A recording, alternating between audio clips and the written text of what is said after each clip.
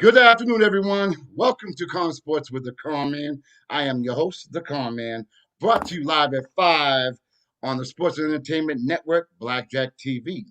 Today, I have with me a very special guest. His name is ROLAND MANNY. ROLAND, how are you doing today, my friend? I am doing absolutely fabulous. Thanks for asking. Well, ROLAND, this is a sports show, and sports has been very good to me, and it's opened up a lot of doors. But, there's more to life than sports. And I've learned to find that out the hard way. And as you will be discussing very shortly, if you don't have your mind, body, and soul intact, you might be setting yourself up for failure. And I wanted to bring some substance to the show, and I felt that with your life changing information and education, that this is the proper show to do it on. And I'm honored to have you on.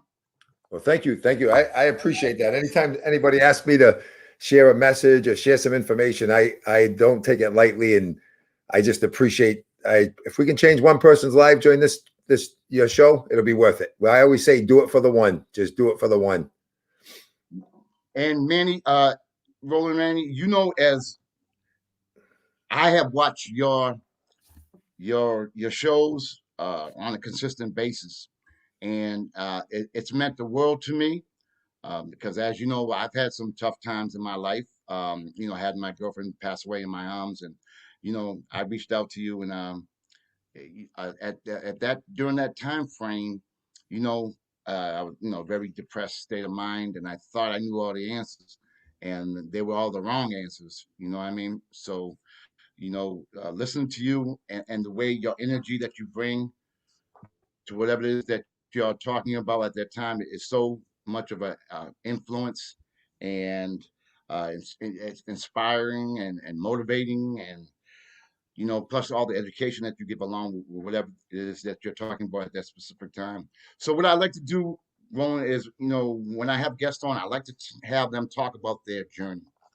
I like to have them discuss their journey so people can realize what the grind is that you went through, and you know what got you doing what you're doing now. How did it all begin? Sure. Well, it's funny that this is a sports show because my favorite, I tell people we all go through life. Nobody goes through life without getting knocked down, or even sometimes getting knocked out. And one of my favorite quotes by Muhammad Ali, and it fits in perfect because this is a sports show, is the canvas is no place for a champion. That's one of my favorite quotes. And I think if people can realize we all have a champion in us, what the definition of a champion is somebody that gets up even when they can't. So no matter how many times we've been hit, no matter how many times we've fallen, if we just have the guts to get back up again, then we can finish the fight. So, for me, as you know, I grew up pretty much in New Bedford. My dad had a liquor store in the North End and stuff. And, I always wanted to be a Massachusetts state trooper. That was my dream since I was 10 years old. I've never been into drinking, never been into drugs. I just wanted to be a Massachusetts state trooper. And I had taken the test. I missed it by a half a point or so. And I actually, that goal kept me focused through my childhood and growing up. Now, I'm not saying I never got in trouble. I got in a lot of trouble, but it was trouble that wouldn't be held against me in the future. So, after taking the test the second time, I missed it again by half a point. So at that point, I took a job at the Department of Corrections, Southeast Correctional Center in Bridgewater. I worked with Danny Conceaicao, matter of fact. I played softball with him. And I took that job, but I hated the job. And I think that's what a lot of us do. We take a job as a stepping stone to something we really want to do with our life, a purpose or a passion that we have. And then we end up getting stuck there. And it was only supposed to be a 6-month thing. It was 6 months, and then I was going to get in the state police. They had a hiring freeze back in '88. You probably remember that across the board. They weren't hiring any they weren't hiring any state jobs. So that turned into a couple of years, and it ended up being 4 years. And then in 1992, I was 2 weeks away from getting in the class. I had passed everything, the PT, the psychological. They wanted me, but somebody lied about me, and it cost me the job. And it was something that I had nothing to do with, So one of my things, I can't remember who said it. I think it was Napoleon Hill who said, if you think you have to speak ill of somebody, do not speak it, but instead write it in the sand on the water's edge. In other words, write it go on the end of the water where the water will just wash it away, because you can change people's lives. You can ruin people's lives by not telling the truth. So True. now, yeah. So now it turned into 6 months. Like 6 months, I looked at it as a 6 month sentence. That's what I looked at it. I figured if I could do 6 months, it'll be worth getting into prison. Then it turned into, getting in the state police. Then it turned into 2 years, then to 4 years. And then when they denied me, I felt like it was a life sentence for me, and I remember driving to work every day thinking, I'm driving myself to a prison, and I'm going to watch guys that are trying to figure out a way to get out every single day. And it was depressing for me. It was a tough time for me. I'm not one to miss the gym. I remember I stopped going to the gym for a while. I felt like my life was over. I wasn't going to do anything drastic, but I just felt like God threw me a curveball. You know what I mean? I was like, if he really cared about me, this wouldn't have happened. And I kept doing the job. And I think what happens, a lot of people do things because they settle in life. You know what I mean? They just settle. And they, like, I took that job as a temporary thing, and then it became a permanent thing. And then I just said, you know something, my daughter was born, I'll do it for her. And so many times we give up on our goals and our dreams because we settle for something. And even though we love our family and we love our friends, we can't sacrifice what we want to do. Does that make sense? Sure does.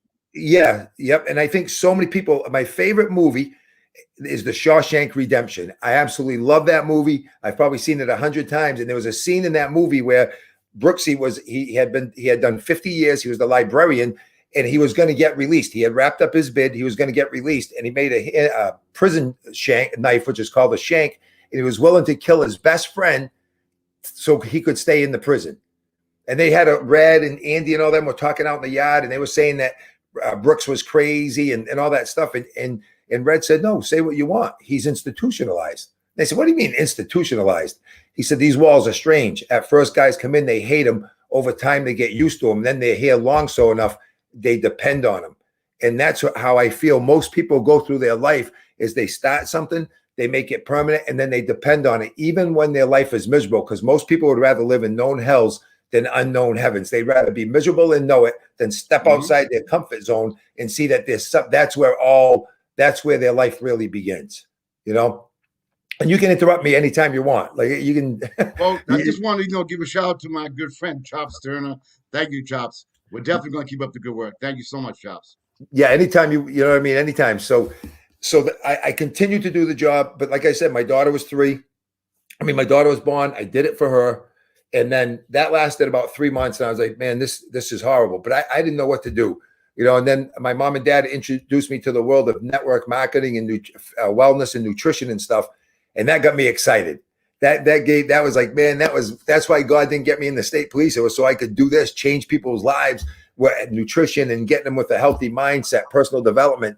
And so I had a new attitude on life. And that's what I think a lot of people, we got to keep looking, even though things aren't going our way, even though like the pandemic, never let a good crisis go to waste. So a lot of times people look at the pandemic as something that was really bad. And it is. A lot of people got hurt from it. People died. I'm not downplaying that.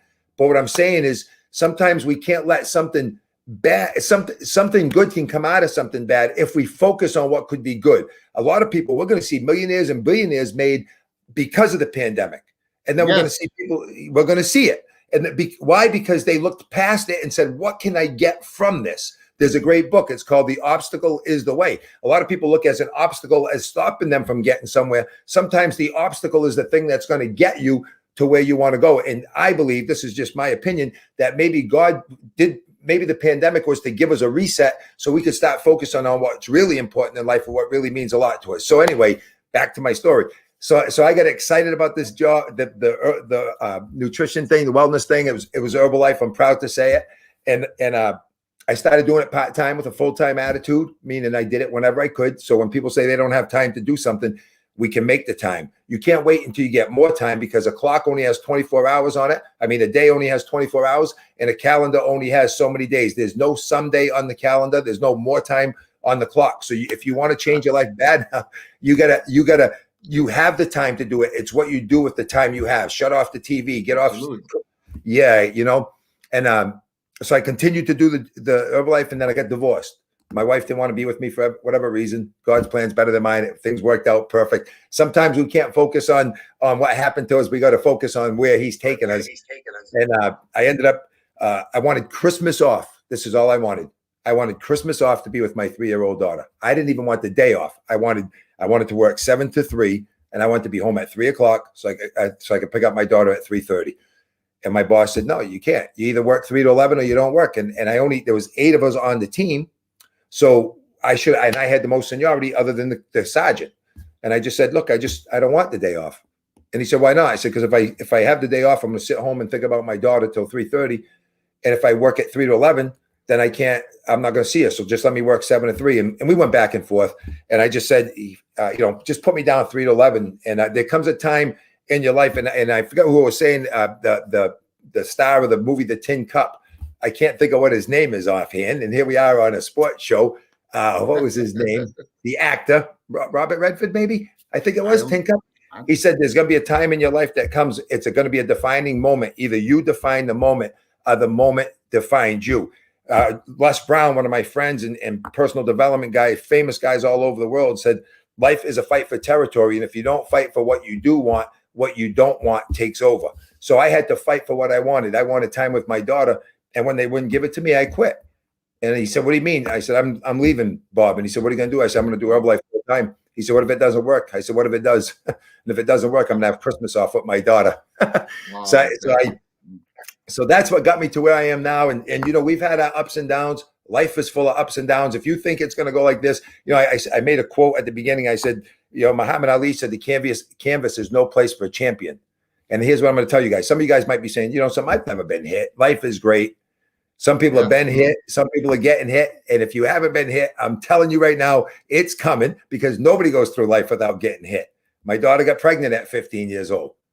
So I had to, I wouldn't even say deal with that, because that was a gift I think God gave me. Now I got a 12-year-old granddaughter. So a lot of people would look as that as an obstacle that ruins their life, and it can make your life better depending on how you look at it. And then, so that's part of my story. And we can just go back and forth or whatever you want to do. I'm so honored, and I know people who are viewing this, they're going to definitely get something out of it. And I just want you to, do what you normally do on your shows. I want to learn just like the viewers. All right. You give me inspiration, motivation. We can break it down by, what you do with the physical body first. Then we can go talk about nutrition. We can talk about whatever you want to talk about.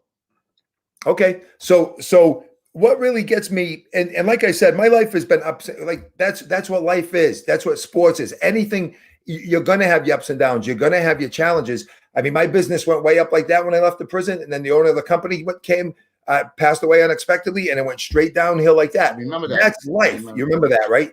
That's life. And it's not what you do when the times are good. It's what you do when the times are bad. So I had to get a job. I'm not afraid to say it. I went from doing very well to having to get a job. My electricity got shut off at my house. But you got to keep on fighting for what you want out of life. It's too easy to settle. What happens as soon as we get blindsided with something, we end up, they asked Muhammad Ali, why'd you say the canvas is no place for a champion? Why did you keep getting back up? He said, because I didn't like the view. You know what I mean? I didn't like the view. It's true. Mike Tyson said it's the punch you don't see coming that knocks you out. It's not the hottest one. Some people, how many times we've had tragedies in our lives or setbacks, and we say we never saw it coming. It's not, when a fighter gets knocked out, it's not usually the fighter. It's not the one that comes right at them. It's the one that they don't see coming. It's not always the hottest one. A lot of times they can deflect the hottest one. It's the one that you don't see coming. But you got to have a plan. You know what I mean? You got to have something in you. So when bad things do happen, something comes out of you. Now, what do I mean by that? Personal development, because you hear my lives. Personal development, that means working on your mind, not just your body. We need to have that, because there's so much negativity in the world that if we don't have it, that's what's going to destroy you. I've been saying for a while now, I think they ought to start taking those masks, instead of putting them on people's mouths, putting them on their ears, because more of what they hear is going to kill them before whatever they catch, because the negativity is just starting to overpower them. So we have to focus on, we got to keep putting good stuff in. If that's one thing I could share with you guys, is you got to work on your mind. Here's what I believe, just my opinion. Now I'm on a roll. My opinion is this. The things we spend all our money on, cars, houses, jewelry, clothes, all of that stuff, it's stuff. And I don't even say invest it, we spend it. If it was taken away from us, we can get it back. They've proven it with hurricanes and tornadoes, wiped down towns, Hmm. wiped out cities, Right. and they bring it back better than it was before. But what gets me is, what do those people, what do they do when something like that happens? They run for their lives. They Hmm. run to save their lives. So how come they're not trying to save their lives every single day on a daily basis? Jim Rohn said in the Bible, it says, treat your body like a temple, not a woodshed. But we abuse our bodies, and so my point is, that's what we spend all our money on, the things that can be given back to us if it gets ruined or taken away, right? We can get all that back.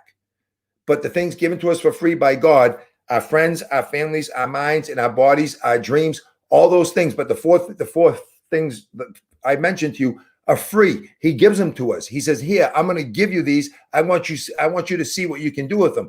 If we lose a friend, a lot of times we can't get them back. If we lose a family member, a lot of times we can't get them back, right? We know that. If we lose, people lose their mind. Sometimes they're gone for good. And if you lose your Yeah. health, you can't sometimes you just can't get it back. But those are the four things we neglect, but yet they're the most valuable things, because if we don't have those four things, we have nothing. Like I said, the pandemic came, but what did it do? It brought families closer together. Some of them, it probably put them further apart after being together for so long. Yeah. Right. Right. But so that's why I'm so passionate about what I do, because God didn't put us on this earth to just get by. Les Brown said most people die at 25 and we bury them at 65, but people just give up on their dreams and they conform. But the only way we can do that is if we work on ourselves. My daughter got pregnant at 15 years old. She came to see me 3 days before she went and told her mother. And I never knew why. I never asked. I worked in a prison. I didn't know. I didn't get mad. Yeah, we'll figure it out. Well, I would share that message with her when I would go out and teach. And people kept asking me, they kept saying, why did she tell you first? Like, what 15-year-old girl would tell her dad, who works in a prison, who's at the gym every single day, who's not they said I'm mean looking. Now, I don't know about that, but that's what they said. They said, why? And I said, well, because I'm her dad. And they said, yeah, but they usually go to the mother first. So after 3 years, I asked my daughter, I said, why? Tori, I got to ask you, her name's Tori.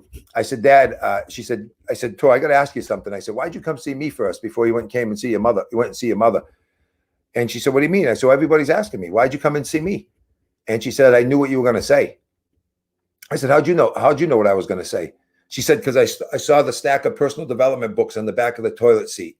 Every day in the car, I listened to the cassettes. You listen to the personal development stuff. So she said, I knew what you were going to say. See, and that's why it's so important to work on our minds, because you can't pour from an empty cup. You can't give from what you don't have, and you never know when you're going to be able to use it. And if you don't have it, you're going to react differently than when you do. So I think personal development, if you don't get anything outside of this, is take the time, 15, 20 minutes a day, to start listening to something, to start feeding your mind, because you don't have to water weeds, but you have to water a rose bush. That is awesome. On your lives, like every live you have a theme, an important message that we can all relate to. Uh, some of us don't want to take the initiative to go ahead and do it, but can you let our viewers know some of your lives, what you discussed, and how it can benefit them? Yeah, well, yeah, if you check out my lives and even on the replay, a lot of times I'll give some tips about nutrition or wellness, or like just small tips to help you live a better quality of life. Just some ideas. And it's nothing that I make up. I go look for stuff. I say, okay, what could benefit somebody today? Let's talk about protein. Let's just talk about getting better sleep. Let's just talk about having a better schedule, to keep yourself at an elevated level where you deserve to be. So I do all those different things. And a lot of times I just share a story, I'll find a story, I listen, I'm a collector of stories. So I can take that story and it can relate to somebody else, I can help it relate. So I have one, I don't know if you've heard it, but it's a friend of mine was in Nairobi. And here's what I think a lot of people do. So many people do. They don't think they have what it takes to be successful. They don't think it's not what we don't have that stops us from getting what we want in life. It's what we think we need that we don't have that stops us. So let me say that again. It's not what we don't have. We have everything we need. And when we take the steps, other things will appear for us. And that's, but see, we want to have everything appear for us before we take the steps. St. Augustine said, faith is believing what you do not see, and the result of that faith is seeing what you believe. So my buddy was in Nairobi. He's a speaker. He's my brother, really. He's from Bloomington, Illinois. We're like this. And they said, you gotta go talk to this guy, DJ. And I can't remember what his last name is. I just drew a blank. They said, you gotta hear his story. So he went and talked to him. And the guy had no legs from the knees down. His legs were gone. And what happened was, when he was 16 years old, when he was growing up, he had some type of disease in his bones or something. And the doctors told him there's nothing you can do. Nothing they could do. And at 16 years old, they had to amputate his legs. See, and a lot of us, that's what happens to us. We're going through life and something gets taken away from us unexpectedly. I mean, here's this 16-year-old kid with no legs. He's probably an athlete, whatever he was, and now he's got no legs. So they stop bringing him to school, and he sees other kids that are, and other people that have handicaps too. And, he's like, gosh, what do I do now? And they said, well, basically, here's what's going to happen. You're going to get a ride to school. You're going to get a ride back home. We're going to bring you home. And when your parents get home, they'll take care of you. And that's pretty much going to be your life until you die. And see, I think a lot of us, that's what we do. We lose something. Something doesn't go our way, like me with the state police. Something doesn't go my way. I was ready to give up on life. Not that I was going to do anything, but I was just like, I'm just going to conform to everybody around me. So he went home, and after a while he decided, he goes, I don't want to just sit around. So he said, I want to study IT. So he goes to school for that. And he said, man, I don't like it. Now, a lot of people end up doing something they hate doing it, and they stick to it for the rest of their life. Not DJ. That's exactly what they do. And then they complain about their job. They complain about their boss, but you put yourself there. You put yourself. And I'm not saying like you have to work, but always keep looking for something. Don't give up on your dreams and your goals, and don't settle. And DJ said, well, I'm not going to settle. He said, so he didn't do that. He didn't keep doing IT. So then he sees a DJ. So he said, I know, I want to be a DJ. So he tells his mother and father. Now this is in Nairobi. So, they don't have a lot of stuff there. And his mother and father didn't even know what a DJ was. So once they got to see what a DJ was, they said, listen, if you find the school and all that, we'll try to help you as much as we can. DJ finds a school. He shows up for the first day of school. Big problem. The school's on the 5th floor. He's in a wheelchair on the bottom floor, and there's no elevator. See, and they said, that's not my problem. That's your problem. If you want to come to school to be a DJ, figure out how to get to the 5th floor. Don't come. Now, a lot of people are going to quit. At that point, they would have quit. They said, well, if I can't get to the 5th floor right away without having to take the stairs or go through the struggles to get there. See, a lot of people, they want the end result before they do the work. So he couldn't go to that school. Most people would have given up. He said, no, I'm going to find another school. He finds another one. He goes to school. The school's on the 2nd floor. He's on the bottom floor. Guess what? The elevator started on the 1st floor. So he's down here. The elevator's here. The school's over here. Now it's only 2 floors, right? But there were some people. Now here's what's going to happen. When you're willing to do the work, people are going to be willing to show up to help you. But you have to take the steps. And then when you it says in the Bible, God said, you take a step, I'll take a step. You take a step, I'll take a step. He didn't say you just sit there and I'm going to drag you. No, you have to do the work. So they would pick him up, bring him to school every day. So then he lives on the other side of town. So he would take the bus to school. Well, one day the bus driver said, listen, this is too much work. It takes too long to get you on the bus. We can't give you a ride anymore. And if we do, you take 2 seats, you're going to have to pay double. Sometimes in life, if you want what you want, you're going to have to pay full price. And sometimes you're going to have to pay double. Don't expect anything for free.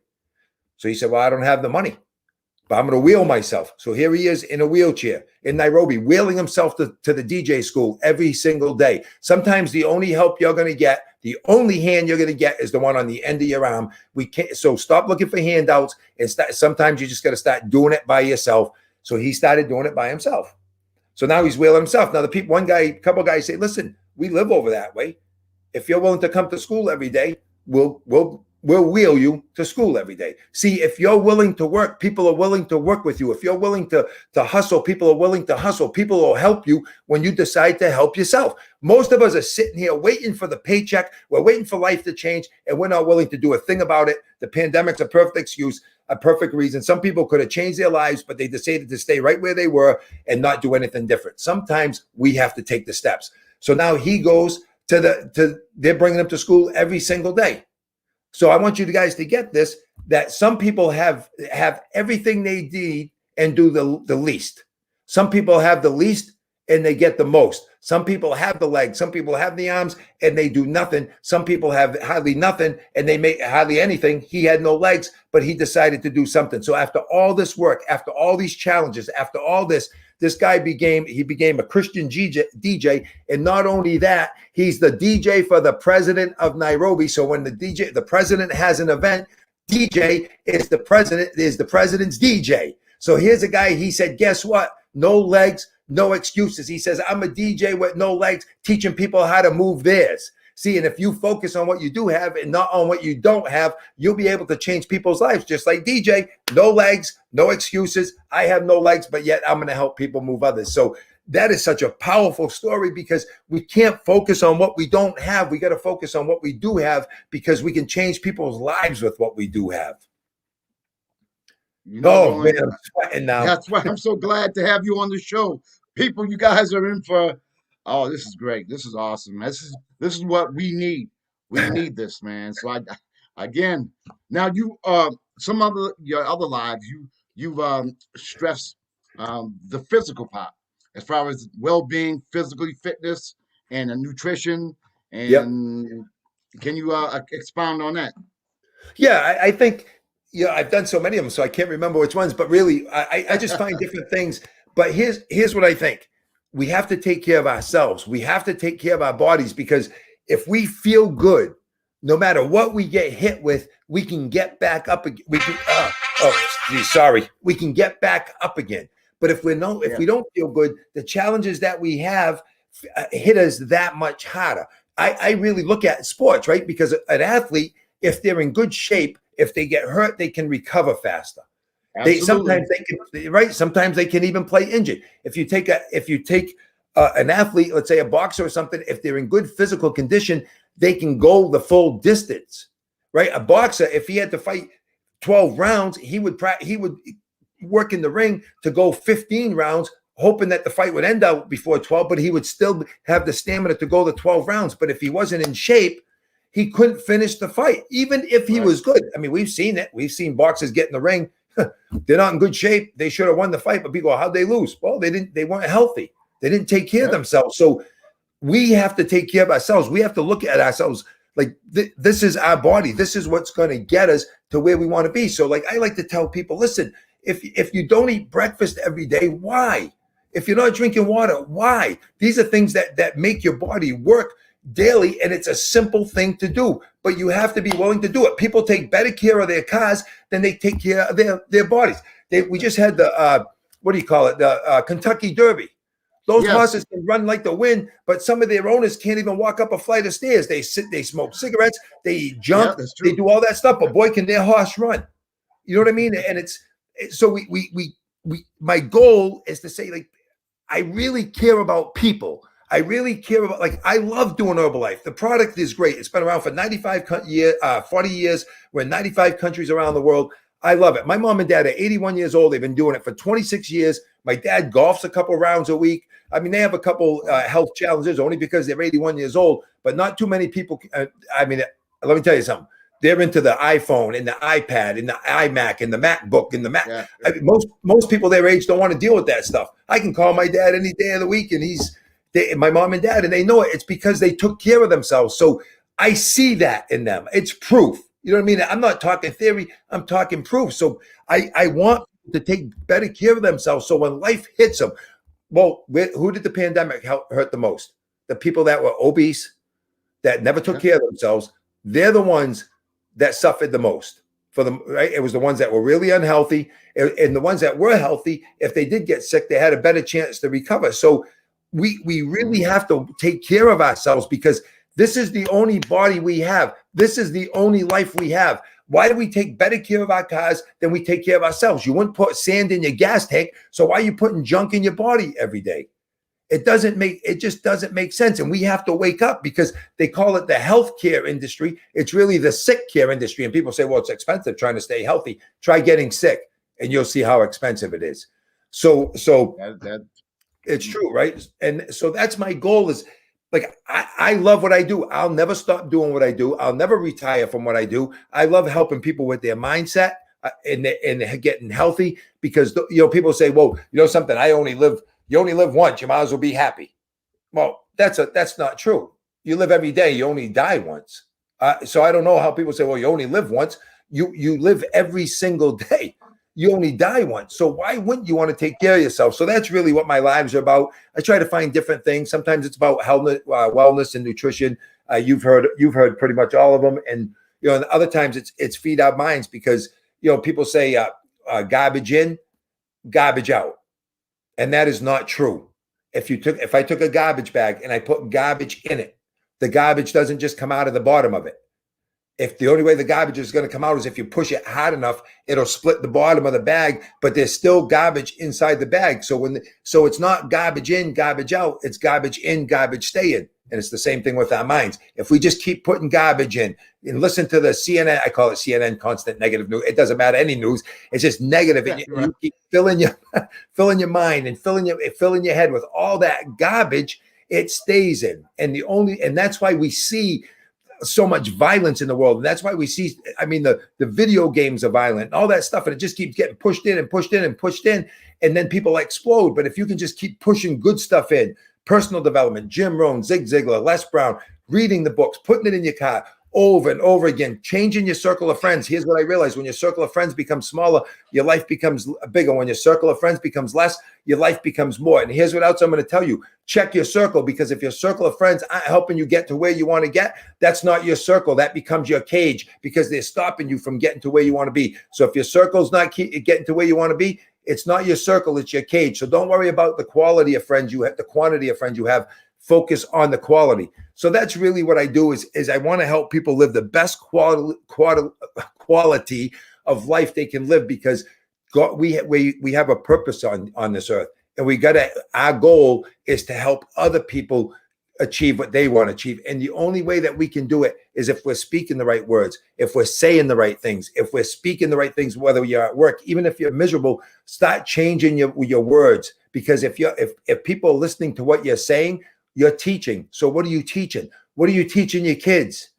What are you teaching your family members? What are you teaching your coworkers? What are you teaching your friends? Are you bringing inspiration and life into them? Are you sucking the life out of them? We call them energy vampires. When I see one of those, I run as fast as I can, because I don't want people sucking the life out of me. I want to hang around with people that put life into me. And I think that's one of the key things to having a successful life, even when things go tough, is find people that's going to put life into you. My wife, she puts life into me every day.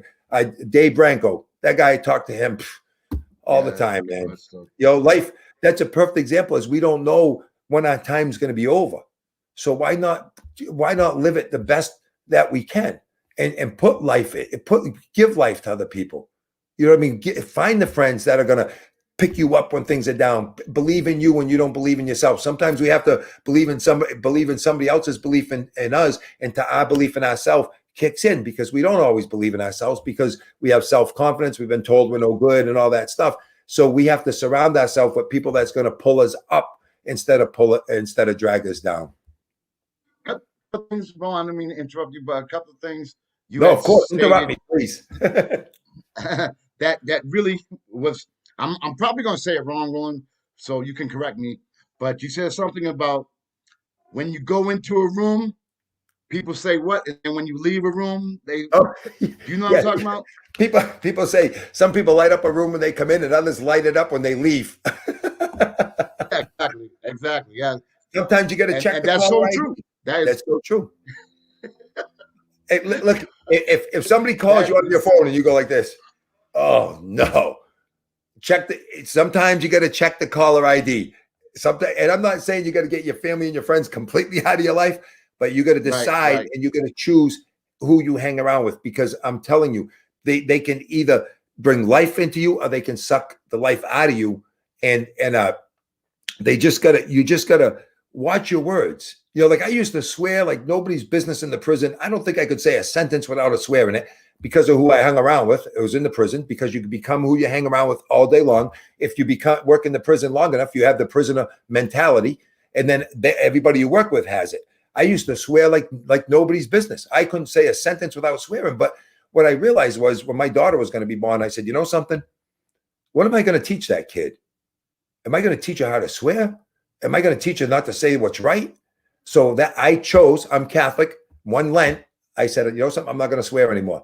My daughter is 28 years old and she's never heard me swear because I don't. And because if you don't do it, you'll never, if you don't do it, you'll never have to worry about slipping and saying it, no matter whether you're on a call like this or a Zoom like this or a meeting, or no matter where you are around your friends or your family, you'll never have to worry because nothing comes out of your mouth that wasn't first a thought. So if you're putting good things in, what's going to come out? Good things. Now, I'm not always a positive guy. I can be negative, but I know how to separate it and then focus on what's good. Another one of your lives, because I watched close to all of I them. appreciate you watching my lives, believe me, because Oh, I love it. I enjoy it. It motivates me, gives me inspiration. But another one, again, you can correct me, is you were talking about when someone has a vision or a dream, and maybe the people who are around you don't have that same vision or dream because it's not theirs. It's not this. You know, that is so true.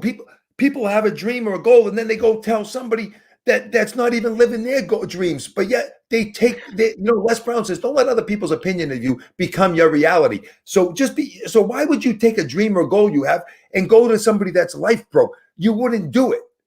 So I just don't understand. If you have a dream or your goal, my wife sent me. She's great. She sends me some stuff because she knows I'm always looking for stories. I'm always looking for information. And she said, your calling is between you and God. It's not between anybody else anyway. That's not why it's not a conference call. So see what you have, what you want to do with your life. It's not what everybody else thinks about you. It's only what God thinks about you, because that was a direct line. It wasn't a conference call. If he wanted everybody else to hear it and get their input, he would have given it. He would have put them on the call with you. Facts. But we let other people talk us out of our dreams. We let other people talk us out of our goals. And it's like, why? We listen. We can't conform to what everybody else wants us to do. That's why it's your life. That's why, I hear this all the time. People say, well, I don't like the way I look. I don't like the way I sound. I don't like this. And I was the same way. I'll tell you the truth. I didn't like it either. I didn't like the way I looked, I sounded. I wouldn't do my lives. And then somebody told me this. They said, ask your voice. Here's what I want you guys to know. If there's something you want to do with your life, something you want to do, you have to go do it, because people are counting on you. People are waiting for you. God assigned people to you in your life to show up for you to show up and help them. And if you don't have the guts to use it and the courage to use it, you're gypping them. So we got to stop being selfish and worry about what people think about us, and not worry about that, and just care about what we care about, what we think about other people. So if you don't like the way you sound, I got news for you. Your voice wasn't given to you for you, because if it was, then God wouldn't have given you a voice to speak out. You could just talk to yourself all day. Your voice was given to you to help other people. So you go, well, you know something? I don't like my voice. Who cares? Ask somebody that's deaf if they'd like to hear you speak for 2 minutes or a minute or 30 seconds. You don't like the way you look? Find somebody that's blind to see if they'd like to see your face for 30 seconds. You don't like the way your body looks? Ask somebody that was born with disabilities if they'd like to have your body for 2 minutes, for 30 seconds. See, your body and your looks and your voice wasn't given to you for you. It was given to you to share with other people, because God assigned people to you. And I'd like to share this with you because I think it's such a powerful thing. Like, my goal is to somehow get to heaven. Now, I'm not taking the straight route. I'm like that. But hopefully one day I'm going to get there. And I want you guys to picture this, right? Whatever you guys believe. But for me, this is what I believe. So God's standing before me. He's asking me questions, and I'm answering them. But the whole time I'm talking to him, I can see from left to right, top to bottom, pictures of people, faces. I can't see them all. There's so many. Only a couple of them I recognize, a handful, a few. So after, God can see me looking like that. And after he's done talking to me, he says, Roland, anything you'd like to say? I said, yeah, God. I said, who are all these people? Do you recognize some of them, Roland? I do. But most of them, I don't recognize them. He said, well, here's what I want to tell you. He said, all those people that you don't recognize, all these people you see, those were your assignment. I gave them to you to take care of. You were supposed to help those people, but because you didn't have the guts, you didn't think you were good enough, you're smart enough, you didn't have the talent, gifts, or abilities, you let other people control you with their opinion of you, when the only one you should have worried about, thought about you, is me, because I created you and I gave you those gifts and talents to help other people. But because you didn't have the guts and you didn't believe in yourself enough to do it, those people's lives were never touched. And that's what you guys have to remember, is you weren't given your voice. It was given to you to help other people change somebody else's life. Sometimes it's even just with a smile. Somebody said a smile at the opportune moment is like sunshine on a closed up flower. It could just be the turning point in somebody's struggling life. Sometimes just your smile and a hello could change somebody's life. It doesn't have to be about business or anything. It could just be a handshake or a smile, or telling somebody you believe in them, or telling somebody they're a champion, or telling somebody that they're going to make it no matter what. But you have to have the guts to do it, because those people are your assignment. And if you don't touch them, nobody will. So you got to stop looking on inward and start looking outward, because the people that you have to help, they're not on the inside, they're on the outside. That is, wow. I hope you people are tuning into this show. Make sure you share it. This is something unbelievable. Roland, you know, at first, I'm gonna be totally honest with you. When I saw your lives, sometimes people talk the talk and they don't walk the walk. You are someone very special. You not only talk the talk, you walk the walk, you live the walk, and your energy is such a blessing. And I think that we as viewers are blessed to have you. You know, like you made it determination that you was going to go on live every single night for X amount of nights. What made you decide to do that? Well, it was a challenge, because I'm like a lot of everybody else. I have self doubt. You know, we still have no matter how much personal development you have, you do have self doubt. But that's why you got to surround yourself with other people that'll tell you, just go do it, just go do it. So there was because I struggle with lives. Believe me, I sweat. But once I get going and realize, look, I'm helping other people, it game over for me. That, like what you see on my lives, that's not fake. That's me. So I told Dave. So I did it was a 5-day challenge. I think it was 5 days of going live, and it was somebody else that did it, and I just took part of it because I said, you know something, I want to do this. It was either 5 or 10 days, I can't remember, but I told Dave. I said, Dave, I'm going to go live. And I told him about the challenge. He goes, oh, well, I'm going to hold you to it, because Dave, he was such a good Christian guy. There's no doubt that dude went straight to heaven. But, you know, he used to tell me all the time, Roland, you got a gift, brother. You got a gift. I can see it. God's working on you. You got people to change. So I told him about that challenge, and he said, you better do it every single day. He goes, I'm going to hold you to it. And then, you know, he passed away shortly thereafter. So I just went straight to 30. I think I ended up doing 35 days. And so that was just to get some momentum. So now I missed a few days, but I got to get back on it. Matter of fact, I got a good story to share. Maybe tonight I will. But that's why I did it, was because I realized there's people out there that need it. You know what I mean? There's people that need it. My goal is this: if I can change one person's life from that live, I did my job. So I don't focus on how many people are watching. I just know somebody's going to be affected somewhere down the road, and I might not even know it, because the person that plants the seeds of a tree ever really sees who enjoys the shade. So we don't know whose life we're going to change, but we have to get the message out there so somebody can catch it. The right person's going to catch it. So that even like the other day, I had to do I get this guy teaching me social media. He's the #1 social media trainer for network marketers in the entire world. He lives in Dubai. And he asked me, he had an event. There's 105 countries going to be represented, about 7,000 people signed up. And he asked me if I would do, you might have heard the horse race one that I did, right? Yes. Yeah. So I did that for him in a group. And he's like, Roland, would you, well, actually, he said, hey, look, I'm going to be using 3 people from this group. And then he had like 8-figure income and 7-figure income earners and all them. But he said, I'm going to pick 3 people. It's called the inner circle to do it. So 25 people I think 40 people put in 25-cent videos. I was, I think, the 23rd. Then he was going to narrow it down to 10 and to 1. I wasn't going to do it. I was like, I told Julie, I said, I'm not doing this. Those people are going to be better than me. I'm not going to, how am I going to be one of the 3? And she's like, Roland, just do it. And then my buddy Ruben said, Roland, just put in. So I just wrote far from over. I did it in a private group page. And he called me up the next day and he said, you know something, I'm not waiting to pick the final 3. I'm not narrowing it down to 10. He said, you're number one. And now, so I did it last week, and he just asked me to do it at his next live event. So he wants me to That do it. is He's like, Roland, you change people's lives, but I wasn't going to do it. Like I wasn't. So I want you guys to get this. Is like I'm not always like, hey, go, go, go. Nothing's going to stop me. Listen, I have my roadblocks. I have my I stumble along the way. But the book, like the obstacle is the way, and you just got to fight your way through it, because right now it's more important for me to get my message out than to be selfish and think of myself. So that story about that changed. And if I don't know if I have time, I got another something else that was a life-changing moment for me. Go ahead. This is all you. Go ahead.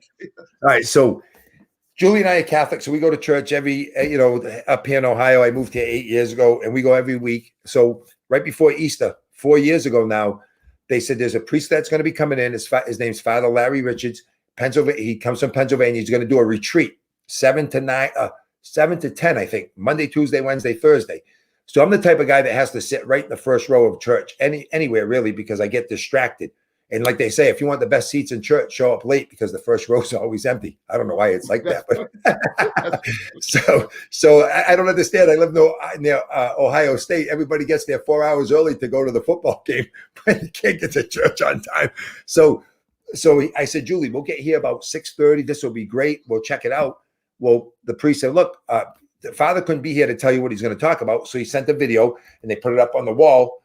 And when I heard what he was going to talk about, just in 5 minutes. That's why we can't be afraid to use our words, because just of him speaking for 4 or 5 minutes, I said to Julie, I said, we're not getting here any later than 6 or quarter past, because I want the front row.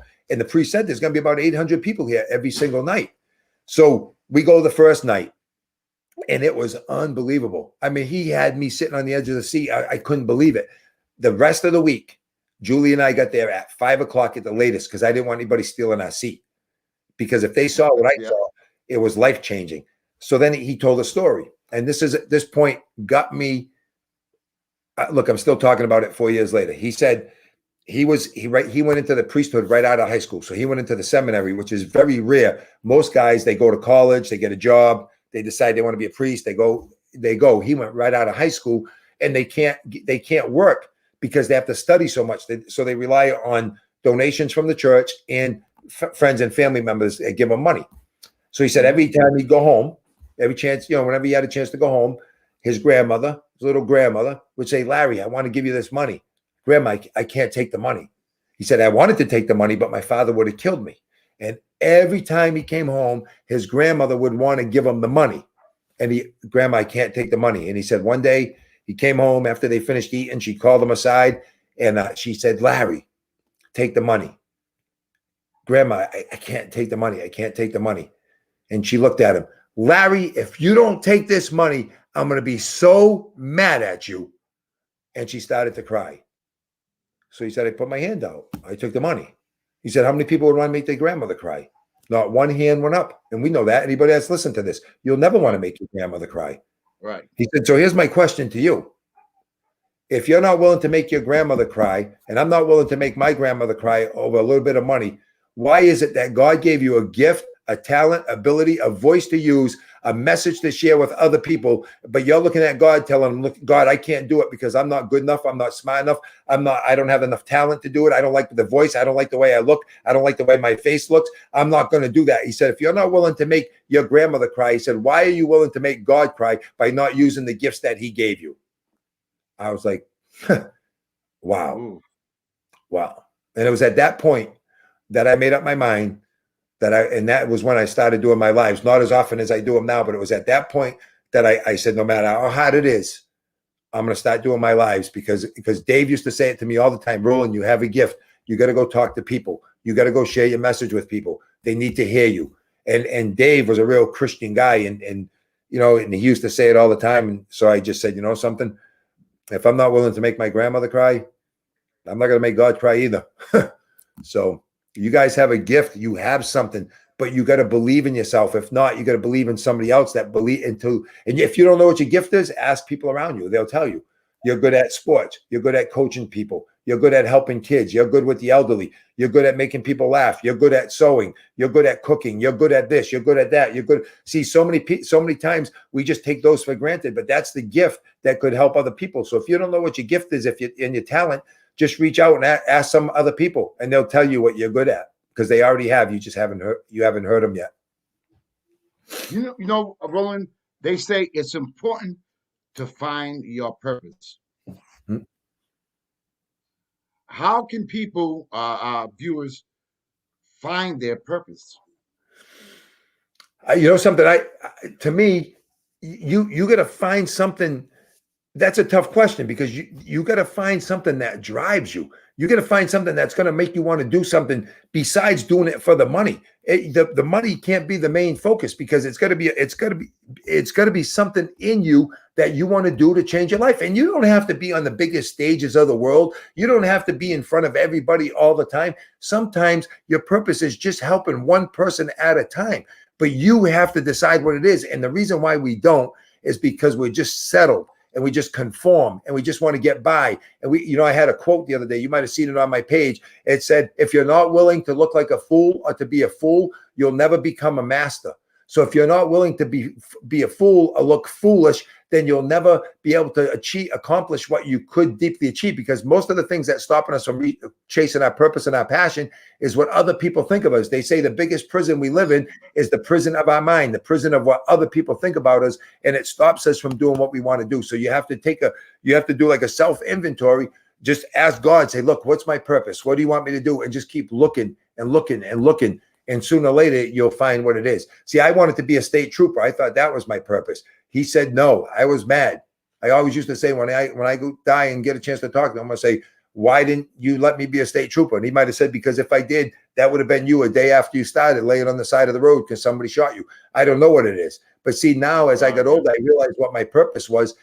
I want to be a state trooper. And this is exactly what I told them. I told the captains, the lieutenants, when I went before the oral board, they said, why do you want to be a state trooper?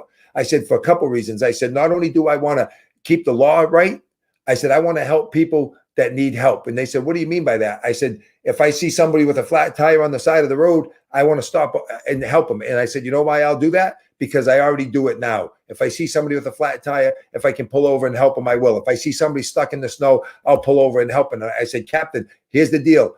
I just met you today. If you call me tomorrow and said, can you help me move? I'm moving and my friend didn't show up, I'd be there.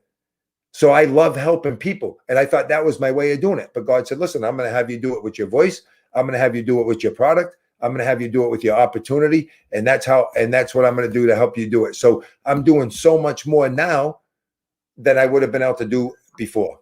So we really can't look at what didn't work out for us. We have to look at what can work out for us. And I think a lot of people get focused on what didn't happen for them what do they say? They say when one door closes, another door opens. But most people spend so much time looking at the closed door, they completely miss seeing the open one. And then most people give up before they reach their purpose. Some people never run faster. In running, let's go back to sports and marathons and all that. What do they say? I got my second win. Boxers, how did you make it? It looked like you were going down in the 6th round. I got my second win. Right? In baseball, I got the pitcher gets his second win. Football, they get their second win. You can see them, the running backs, they pick up the second half. Sometimes they're better than the first half. Why? Because they got their second win. But here's what I'm telling you. Most people don't run far enough on their first win to even realize that they have a second win. Awesome. So sometimes you have to run far enough on your first one, and then you'll get your second win. And that's when you realize what your purpose is, and you can't care what other people think about you. I don't care what people think about me. You don't like my life? Don't watch Facebook. I don't care. I don't care. Like that's, and it's not to be, I'm a very humble person. My point is this. If you don't like the way I sound, you weren't my assignment. That's just the way it is. If you weren't my assignment, then you weren't assigned for me to help. I read a book. It said the person on your left and your right in the front, in line in front of you or behind you, maybe that's not their place in line. Maybe that's your assignment. Maybe that's the person you were supposed to help that day. Wow. So that's what I do. It doesn't matter what people think about me. You don't like me, that's okay, because I know more people that I'm going to help than I'm not. You're just not the one I'm supposed to help today. Maybe tomorrow. Roland, I'm known for having a big mouth. I am odd. I have nothing to say. You have me speechless. you know. Um, well, we got about 4 minutes left. Is there anything you want the viewers to take away from this show? Is there Yeah. anything you want to? You got 4 minutes, bro. Go do what you got to do. I'll tell you this. Here's what I want you to do. Number one is you got to stop listening to what other people say about you. It doesn't matter what they say about you. The only one thing that matters is what God thinks about you. It doesn't matter. So that's number one. Once you can start doing that, then you're already off and running. The next thing you got to do, I think, is you got to check your circle. It might be time to shorten your circle so your life can become bigger. You got to put valuable people in your life. You got to put people that are not just, you don't want quantity, you want quality of people. It's not the quantity of the quality, it's the quantity of the people in your life. So that's the other place. Who are you surrounding yourself with? Who are you listening to every day? What are you listening to on the radio? If you're listening to that junk, stop listening to the junk. And I'm just sharing this with you. You can do whatever you want, but if you can listen, I'm telling you guys, you might say, well, all that music with the swears in it, that doesn't bother me in the news. It just goes in one ear. And it's wrong, because I can tell you guys, if I ask you some of your favorite songs or what songs you listen to going to work, let's say it's 5 songs that you listen going, you can sing every single song, but you didn't stay home and listen, you didn't study them. It's because you're just listening to it in your head. So if you're listening to negative crap, if you're listening to negative junk, it's taking a toll on you. So you got to start working on yourself, work on your minds, work on your bodies, and then things will start happening for you. And I'll share this with you because this is like one of my favorite things ever. Watch what you're saying around other people. Because if you're talking negative all the time, you're sucking the life out of people. If they're already having a bad day, and you can listen, there's no such thing as a bad day. There's only a bad moment that people turn into a bad minute, that turn into a bad hour, that turn into a bad day, that turn into a bad week, that turn into a bad year. There's no such thing as a bad day. There's a bad moment that some people just milk and milk and milk until it becomes a bad day and a bad week and a bad year. So no matter what, start breathing life into people. Start saying positive stuff. Because you might think it doesn't matter what you say. You might think people aren't listening. But I'll share this with you. My granddaughter, when she used to hang around with me all the time. I brought her up pretty much for the first 3 years. And one day I'm driving to church, and she's in the back seat, and I would listen to Les Brown and Jim Rohn and Zig Ziglar all the time. And you know Les. I know you've listened to Les, right? Oh, yeah, I'm of sure course. you know Les. So one day, 3 years old, she's sitting in the back seat, and she said, Pepe. I said, what, Savannah? She said, are you going to put on, I put on music for her. She said, you're going to put on Les Brown? And I said, why, you want to listen to Les? She said, yeah, because you got to be hungry. You got to be hungry, because he says that. So you guys have to listen to Les Brown. Listen to Les Brown in the Georgia Dome. So another time, I didn't put anything on the radio. She said, Pepe, are you going to put on Les Brown? I said, well, you want to listen to Les again? Yeah. I said, why? Because you got to be hungry. You got to be hungry. So I was like, wow, this is crazy. So then one day I didn't put anything. We're just driving down the road, and all of a sudden she said, if you want a thing bad enough to go out and fight for it. So if you guys listen to Les Brown, he finishes almost every one of his trainings. He dedicates it to his Mama Brown, right?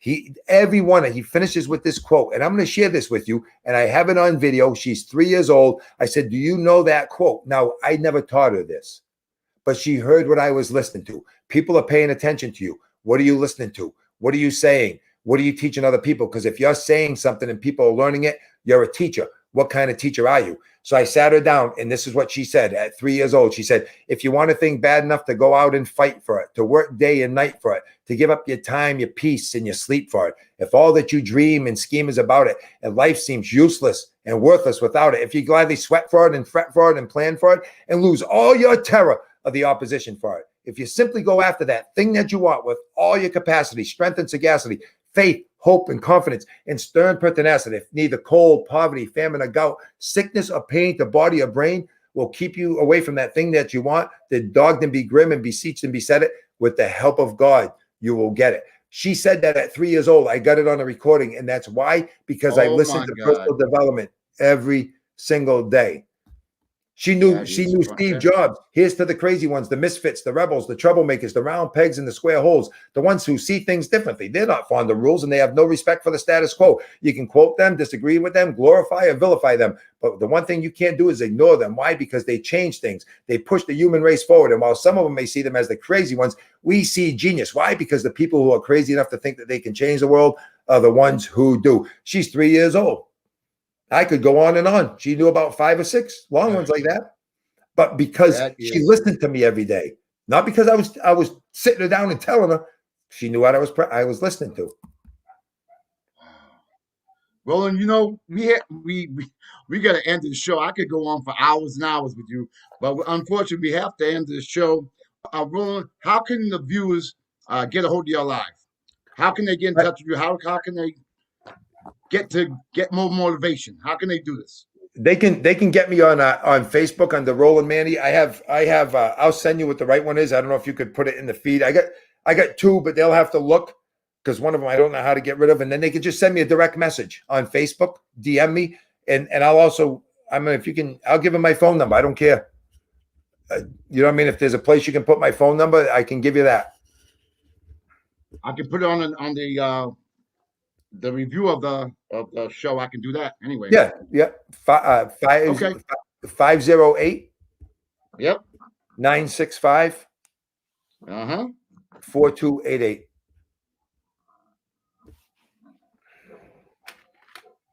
Roland, I want to again thank you so much.